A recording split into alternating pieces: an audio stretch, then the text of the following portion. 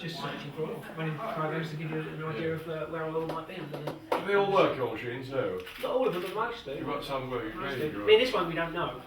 We haven't had the time to check them out, but it should do.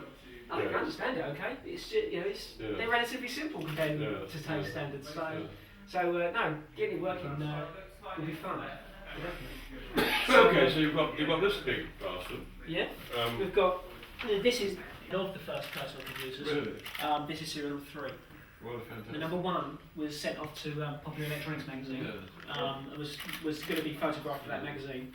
It disappeared, just never turned up. Really? Number 2 is owned by a reporter in Silicon Valley, and we've got number 3.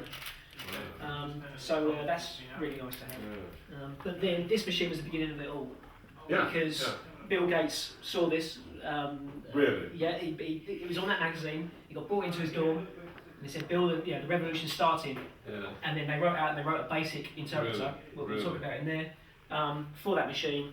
They flew it over to Albuquerque, where these guys were making these things. Run it because it was all on paper tape. When did Windows first? His first one was his first one Windows? DOS.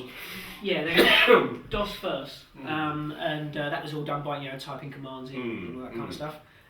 Windows come around sometime in the very late 80s. Yes. And that was the graphical way of doing things.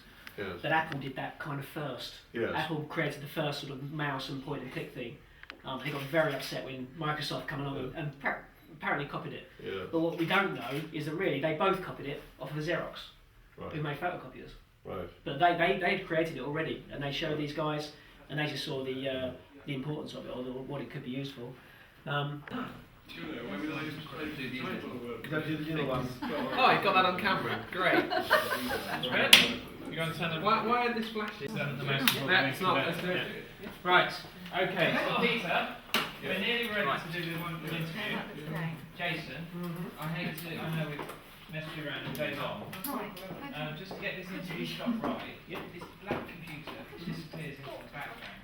This white, because I'm going to shoot you here with these interesting things in the back. Is it possible the white one to be there? The camera just, it kind of leaps out to the camera. Do you want them on at all? What's that? Do you want them on at all? No, not at all, not at all. It's just the camera just sees the white much more easier than the black. What do you think first encouraged this incredible culture of bedroom kids getting down there and working away on their computer? I think the big thing about that was that that people could own a computer. Parents bought their children a computer because they thought they had to. And kids could just get in there and program it to do exactly what they wanted it to do. They started writing games, which are the things that they wanted. They wanted to be entertained, and they could make these things do it. The price was something that was affordable, and people very quickly saw a market emerging whereby they could actually make a few quid out of programming a game and selling it to their friends. And how do you compare the kind of power that those early computers that you remember playing on had with what happens today? Comparing the power, it's hard to compare the power. You can't. They had very, very little power compared with your average computers today. They have very little power compared with your average phone today, let alone your computer. So what we were doing with them, we were getting a lot of program out of them for very little power, really. So the programming was key. Do you think most people understood just how exciting computers would be and how exciting computer games might be?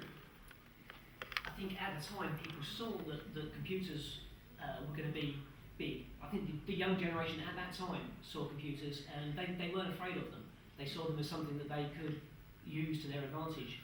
So a lot of people went out and they programmed them, made them do the things they want to do. And I've forgotten the question. Don't worry. I do have a card somewhere. You must tell me how it all goes. Oh, great, yeah. I'd love to keep you informed.